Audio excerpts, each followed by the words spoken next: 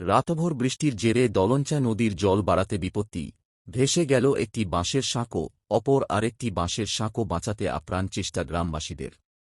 এ ছবি উত্তর দিনাজপুর জেলার ইসলামপুর ব্লকের ডাঙ্গাপাড়া এলাকায়। জানা গিয়েছে, ইসলামপুর ব্লকের ডাঙ্গাপাড়া এলাকার বুক চিরে গিয়েছে দলঞ্চা নদী। নদীর দুই পারে রয়েছে গ্রাম। দীর্ঘ কয়েক দশক ধরে বাঁশের তৈরি কার সাঁকো উপর ভরসা করে চলে যাতায়াত। শনিবার রাতে ভারী বৃষ্টির জেরে নদীর জলে ভেসে যায় একটি সাঁকো। অপরদিকে আরেকটি বাঁশের সাঁকো বাঁচাতে আপ্রাণ চেষ্টা চালাচ্ছে গ্রামের বাসিন্দারা। গ্রামবাসীরা জানিয়েছেন, সেতু তৈরির জন্য জমি রেজিস্ট্রি করে দিলেও কাজের কোনো অগ্রগতি দেখা যায়নি।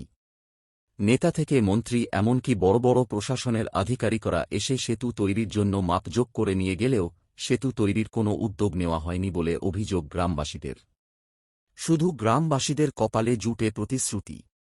তাই এবার প্রতিশ্রুতি না দিয়ে দ্রুত সেতু নির্মাণের দাবিতে সরব হয়েছে এলাকার বাসিন্দা। আমাদের সমস্যা হচ্ছে যে আমাদের ডাঙ্গাপাড়া ব্রিজ আজকে 5 দশকেরও বেশি হয়ে গেল। আমাদের রাস্তা দিয়ে যাচ্ছে, ইলেকশনের আগে রাস্তা দিয়ে যাচ্ছে, এই ব্রিজ হয়ে যাবে, এই সামনে এলে আমাকে ভোট দেন, আমি এই ভোট দিলেই আপনাদের ব্রিজ করে দেবো। গত বছর জানুয়ারি মাসে আমাদের বললো জমি রেজিস্ট্রি দেওয়ার কথা।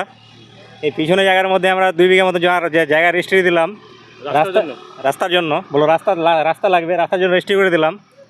তারপরে রাস্তা রেজিস্ট্রি দেওয়ার পরে আমরা রাস্তাটা অলরেডি বের করে দিলাম সামনে। রাস্তাটা বের করে দেওয়া হলো, ব্রিজের মাপ করে গেল, পিলার পুঁতে করে গেল। তারপরে আবার এই মানে 2025 জানুয়ারি মাসে আসছিলেন উন্নয়ন মন্ত্রী, আসে আমাদেরকে আশ্বাস দিয়ে গেল যে সামনে মার্চ এপ্রিল মাসে অলরেডি কাজ শুরু হয়ে যাবে। তারপরে কাজ চালু হবে আমাদের এই দুইটা, একটা ইসলামপুর অডিটোরিয়াম কী বলে স্টেডিয়াম, আর এটা আমাদের ডাঙ্গাপাড়া ব্রিজ, এই দুটো কাজ আমাদের করে দেবে। কিন্তু এখন পর্যন্ত আমাদের বর্ষা চালু হয়ে গেল, আমাদের কোনো মানে শুরু হয়নি। কালকে পর্যন্ত ছোট নদীর মধ্যে একটা ছোট ব্রিজ ছিল, ওদিকে লোক যাতায়াত করতো। কালকে একটা ছোট নিচ দিয়ে আগে যাতায়াত করতো আর কি। আজকে বৃষ্টির ফলে ওটা ভাঙে নিয়ে চলে গেছে। মানুষের কি অসুবিধা হচ্ছে? মানুষ, আমাদের গ্রামের লোক আজকে যাদের মনে করো যে কাজ কর্মস্থলে যেতে লাগে, ওরা বাড়িতেই আছে। যাদের অসুস্থ, ইমার্জেন্সি ইসলামপুর যেতে হবে, আজকে 17 কিলোমিটার ঘুরে তাদেরকে যেতে হচ্ছে। এখান থেকে যাওয়া আসা করা যাচ্ছে না। প্রতিদিন কত লোক এদিক দিয়ে যাতায়াত করে? প্রায় মোটামুটি 15,000 লোক এদিক দিয়ে যাতায়াত করে। 15,000 লোক যাওয়া আসা করে এখানে। ওই ছোট আগে ছোট ওই পানি জল কম থাকলে এখান থেকে মনে করো মানে ওখান দিয়ে যাওয়া আসা করতো। এখন আজকে তো ওটা ভেঙে গেছে, আজকে আর যাওয়ার রাস্তা নাই। নদীর ওই পারে কতগুলো গ্রাম রয়েছে? মোটামুটি আমাদের গ্রাম নাই, আমাদের এরিয়াতে মোটামুটি 4টা পঞ্চায়েত আছে। 4টা পঞ্চায়েত মনে করো মোটামুটি 50 থেকেও বেশি মানে গ্রামের লোক আছে এখানে। জনসংখ্যা হতে পারে প্রায় 2-4 লাখ লোক, মানে 3-4 লাখ লোকের মতন যাতায়াত এখান থেকেই মানে ওদের নির্ভর। তারপরে গাড়ি নিয়ে মনে করো আমাদের ঘুরতে লাগে মাটিগুন্ডা হয়ে। এই যে বড় একটা বাসের সাঁকো দিচ্ছি, ওটাকে এখন রেডি হয়নি কি? এটা রেডি করতেছে, তবে সম্ভাবনা এটাও ভেঙে যেতে পারে।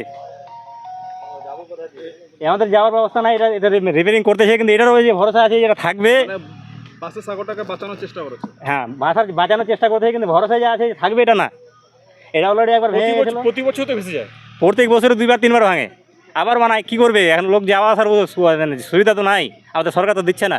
মানে প্রতিবার ভোটের সময় একই ওই ভোটের 2-1 মাস আগে ললিপপ খাওয়াতে আসে আমাদেরকে, ললিপপ হাতে ধরিয়ে দিয়ে আবার চলে যায়। কি চাইছেন এখন আপনারা? আমরা চাই আমাদের যে উদ্দেশ্যে ব্রিজের দরকার, ব্রিজের জন্য জায়গা দিয়েছি আমরা, ব্রিজের মানে ব্রিজটা চাই আমরা। ব্রিজ যেভাবে হোক ব্রিজটা আমার মানে ব্রিজ চাই। কি নাম আপনার? হোসেন আক্তার। দাদা আপনার নাম? কল্যাণ সিংহ। আপনার বাড়ি কোথায়? আমার বাড়ি কামারিটা। তো কি সমস্যা এখন? প্রতিনিয়ত আমাদের আসতে হয়, যেতে হয়, ঠিক আছে। আমাদের প্রতিদিন এই রাস্তা দিয়ে যেতাম, আসতাম, ঠিক আছে। যে কন্ডিশন এখন আছে, কালকে বৃষ্টির পরে 4-5 ঘন্টা যে বৃষ্টি হয়েছে, বৃষ্টির কারণে আমাদের ছোটো ব্রিজ যেটা ভেসে চলে গেছে। আপাতত নতুন ব্রিজ একটা রিপেয়ারিং করছে, এটার কোনো ভরসা নেই। বাঁশের সাঁকো, এটার কোনো ভরসা নেই কখন ভেঙে যাবে। এত বৃষ্টি হয়েছে ঝড় তুফানের মধ্যে, ঠিক আছে। একটা যে অসুস্থ মানুষ হয়ে যায়, তাকে আমরা কী করে নিয়ে যাবো হাসপাতালে, তারও কোনো ব্যবস্থা নেই। প্রশাসন কতটা সমস্যা, বাসের সাঁকো না থাকে ভয়ঙ্কর সমস্যা হচ্ছে, ঠিক আছে। আমাদের এখন গেলে মোটামুটি এখান থেকে 7-10-17 কিলোমিটার ঘুরে যেতে হবে।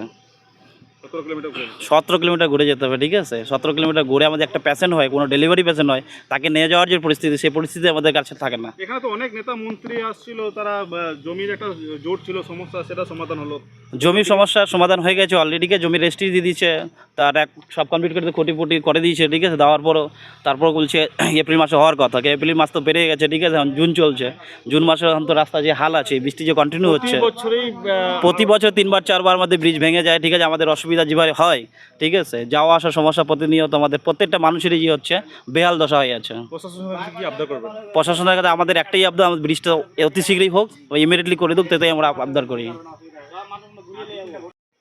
বলেন, কোথায় যাচ্ছিলেন? আমি যাচ্ছিলাম মাটিগুন্ডা ওয়ানে। যেতে যেতে আমি দেখলাম যে এই যে আমাদের ব্রিজটা ছিল, যে ডাঙাপড়া ব্রিজ থাকো দোলনচা, বাসে সেই বাসের যে মানে ব্রিজ, সেই বাসের ব্রিজ যে একটা আরও ছোট ছিল, সেই ব্রিজটি ভেঙে গিয়েছে। এই মানুষ আজকে ওই পার থেকে এ পারে যেতে পারে না। আমি এখন যে যাব, সেটা আমি যাওয়া মানে মুশকিল, যে আমি কি করে যাব। এটা ব্রিজ আজকে বহু বছর ধরে হচ্ছে, কিন্তু হচ্ছে না ব্রিজ। কেন? কি কারণ আছে, কি কারণের জন্য হচ্ছে না, এখানকার লোকাল মানুষের কাছে আমাদের ইসলামপুরের এসডিও ম্যাডাম, বিডিও ম্যাডাম, বেলারো অফিস থেকে এখানকার লোকালকে ডাকা হয়েছিল। ডাকা হয়ে যারা জমির মালিক, তাদের কাছ থেকে জমিও নিয়ে নিয়েছে এই ব্রিজ করার জন্য, কিন্তু আজ পর্যন্ত এই ব্রিজটা হচ্ছে না। এখন কিছুদিনের মধ্যে সেটা বর্ষা নেমে যাবে, আরও বর্ষা যখন নেমে যাবে, এই বর্ষার মধ্যে ব্রিজ হবে কি করে? দিনের পর দিন ঢেলে যাচ্ছে, যে এই বছর না সামনের বছর, এই মাসে না সামনের মাসে, কিন্তু এরকম করে নিয়ে চলে যাচ্ছে। এখানকার মানুষের একটা অভিযোগ আছে, প্রতি বছর ভোটের সময় প্রতিশ্রুতি যে ব্রিজ করে দেওয়া যায়, ভোট চলে গেলে ভুলে যায়, কি বলবেন? দেখুন, এখানকার যারা লোকাল লিডার আছে, আজকে ওদেরই আজকে এই কারণে বেহাল ব্রিজটা রয়েছে। না হলে লোকাল লিডার যে এখানকার ঠিক থাকতো, তাহলে আজকে এই ব্রিজটা এরকম বাসের যে খাঁচার ব্রিজ, সেই খাঁচার ব্রিজে আজকে যেতে হতো না, পাকা সেতু ব্রিজ দিয়ে যেতে হতো। কিন্তু এখানকার লোকাল যারা লিডার আছে, তাদের গাফিলতিতে আজকে এই পরিস্থিতি আছে। যদি আজকে এখানকার লোকাল লিডার, টিএমসি যারা লিডাররা রয়েছে, তারা এক হয়ে যদি এই ব্রিজের জন্য দাবি তুলতেন, তাহলে আজকে এই মানুষকে, এই লোকাল মানুষ যারা আজকে দুইটি মাটিগুন্ডা 1, মাটিগুন্ডা 2, পাটাগৌড়া, এগুলো আগমটি খন্তি, এগুলো সব বেশিরভাগ এদিক দিয়ে যাতায়াত করা হয়। অনেক শ্রমিক যারা সকালবেলা ইসলামপুরে কাজে যায় এবং সন্ধ্যার সময় যায়, সাইকেল নিয়ে যায়, বাইকে যায়, এই রাস্তা দিয়ে যেত। আজকে তো মানে এই ছোটো বাসের চাকা ভেঙে যাওয়াতে তারা যেতে পারছে না। শুধু শ্রমিক নয়, আরও যারা স্টুডেন্ট লোকাল, বা এই পার থেকে ওই পারে প্রাইমারি স্কুল আছে, বা ইসলামপুরে হাই স্কুলে পড়তে যান, ইসলামপুরে গার্লস স্কুলে পড়তে যান, তাদেরও অসুবিধা।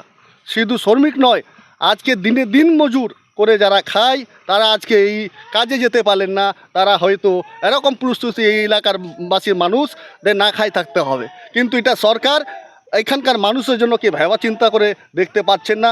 আমাদের ইসলামপুরের এসডিও ম্যাডাম এবং বিডিও ম্যাডাম, তাদেরকে এই কথা মাথায় চিন্তা রেখে চিন্তা ভাবনা করতে লাগে, যে এখানকার লোকাল মানুষদের অসুবিধা আমাদেরকে দেখায় দায়িত্ব ব্লক ডেভেলপমেন্টের। কি নাম আপনার? আমার নাম এমডি হারুন রশিদ, আমি ইসলামপুর ব্লক কংগ্রেসের সভাপতি।